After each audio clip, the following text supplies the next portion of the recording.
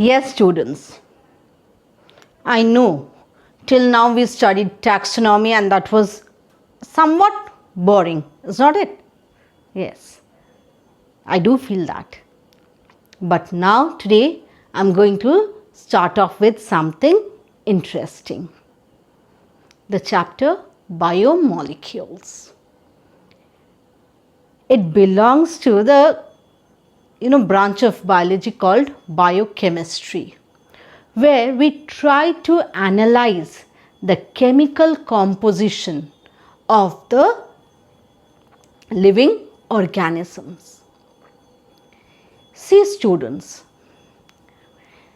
the earth crust and living organism, they are made up of the same elements, namely carbon, hydrogen, oxygen, sulfur, phosphorus, calcium, iron, etc.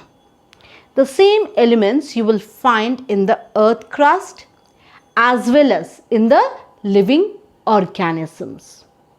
But what is the difference between the chemical composition of the earth crust or the inorganic matter and that of a living organisms? Yes, it is true that living organisms have abundance of carbon and hydrogen along with oxygen to some extent. The first thing that I'll take up in this chapter biomolecules is to how to analyze living organisms. See, students, to study or to find out the chemical compositions of, say, chemicals, you have seen that in your chemistry classes. Like by using various types of chemicals, we can find out the presence or absence of a particular type of element in a chemical substance. The same technology is followed or the same principle is followed even in biochemistry, but we need a prior preparation of the tissues to go for the chemical analysis. Like if we want to look for or study the organic compositions of the living substance, we need to take a portion of the tissue matter in a mortar and pestle and then add trichloroacetic acid to it. Grind it well, and the slurry that we'll get, we will filter it.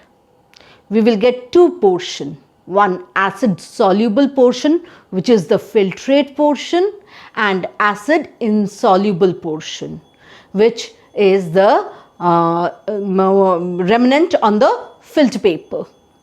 Then we will go for the chemical analysis. No, here we will not discuss about the chemical analysis anymore. That we will leave for the higher classes. But for organic tissue or organic composition, we need to make a slurry in trichloroacetic acid. But if we want to study the inorganic constituents of the tissue, what do we have to do? We just have to burn the tissue piece in presence of oxygen, because all organic matter upon combustion forms carbon dioxide and water, and the ash that is left behind is only rich in inorganic substances, and then we can go for analysis of the inorganic substances. And what did I say? We will find carbon, hydrogen, oxygen, nitrogen, sulfur in the inorganic portion of the ash. And in the organic portions, what will we find? We will find some big molecules like carbohydrates, proteins, fats and lipids, nucleic acids, enzymes, and we will find some micromolecules like amino acids, your monosaccharides or glucose unit. There are disaccharides. Then we will find the nucleotides, nucleosides, etc. So here in this chapter, we will not study how to find the chemical composition, but we will see the result of the experiments or the chemical analysis in details. See student, this term organic substance actually came from the fact that these substances were originally present only in living organisms, and hence they were called organic substances. But nowadays all these substances are synthesized even in the laboratory. So organic substances are essentially the substances which are found in living organisms. Now here, if we see these substances, we have seen in our junior classes that there are some processes which are life processes, which are essential for the living of an organism. Now, the chemical substances which are required or essential to maintain the life or living processes of an organism are known as primary metabolites. And the substances which are essential but not for the living of an organism, they are known as secondary metabolite. Now, this secondary metabolite includes alkaloids, flavonoids, essential oils, drugs, etc. So, the chemicals which are essential for the living of an organism are the primary metabolite, like carbohydrates, fats, proteins, amino acids, then the monosaccharide units. All these are primary metabolites. And drugs, flavonoids, carotenoids, they are secondary metabolites. But where does the term metabolite come from? For this, we need to understand the basic processes that go on in a living organisms. See students, we have seen that in living organisms, thousands and thousands of chemical reactions go on. And these reactions are not always a single step process. They are multi-step process. So, in this, millions and millions of reactions that are undergoing in a living organisms, in some of them, the bigger molecules are broken down into smaller ones, and in some, the smaller molecules, they are coming together to form the bigger molecules.